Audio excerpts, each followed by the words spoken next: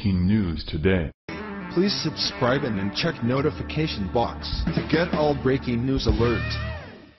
An apologetic presidency catering to everything anti-American ended with Barack Obama.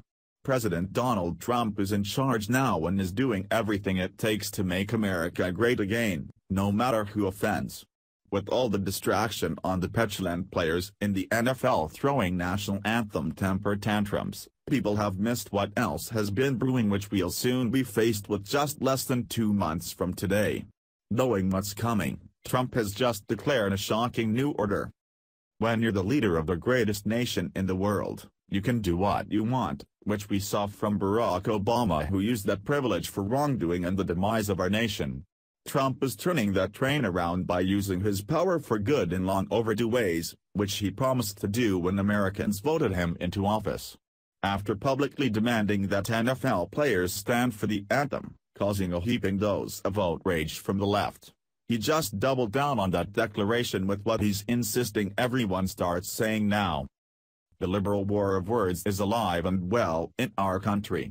The left wants to ban sentiments that trigger them, and the right pointing out the obvious that regardless of political standing, we all as Americans share the same right to the First Amendment.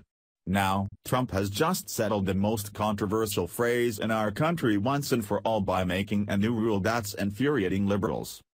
The Hill reports. President Trump reignited the war on Christmas on Friday, telling a crowd of supporters that we're saying Merry Christmas again now that he's president. Speaking to a packed crowd at the Values Voter Summit in Washington, D.C., Trump argued political correctness has gotten in the way of celebrating the holiday.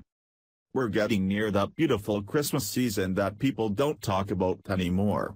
They don't use the word Christmas because it's not politically correct, he said to strong applause and cheers from the audience at the Christian Public Policy Conference, sponsored by the Family Research Council. You go to department stores and they'll say Happy New Year, or they'll say other things and it'll be red, they'll have it painted. But they don't say, well, guess what? We're saying Merry Christmas again. Trump went on to briefly pivot toward his push to cut taxes, calling for tax reform as a Christmas gift. It's incredible to have a leader of this nation who doesn't want to take a sledgehammer to the faith base that our country was built on.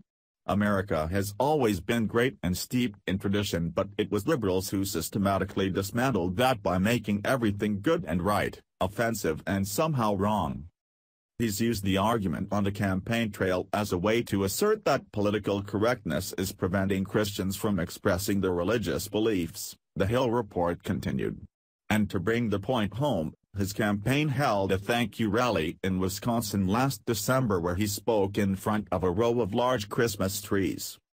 So when I started 18 months ago, I told my first crowd in Wisconsin that we are going to come back here someday and we are going to say Merry Christmas again, he said at the time. Merry Christmas. So, Merry Christmas everyone. Trump wants Christmas back in the agenda. I'm guessing he's tired of everyone complaining about it. I am too. It wasn't ever a problem years ago and it's not a problem now. Christmas is one of the biggest holidays in America and we're sticking to it. We're not getting rid of Christmas. We're not calling it winter holiday. We're not letting these politically correct crybabies bully everyone into feeling bad about loving Christmas. It's a holiday where we celebrate an imaginary obese dude who somehow drops 100 pounds every time he slides into our blackened chimneys, drops off loads of gifts with the price tags scribbled out with the Sharpie, and somehow slithers back up the hole he came from and leaves the scene without a trace. No footprints. Not a stain on his clothes. Nothing but maybe a bite of a cookie and a sip of some room temperature milk. It's our holiday and we'll enjoy it and give attention to what the real reason for the season is. Anyone who finds it offensive can celebrate their own holiday, but don't cry about ours. You don't see conservatives whining about other people's holidays. Go celebrate.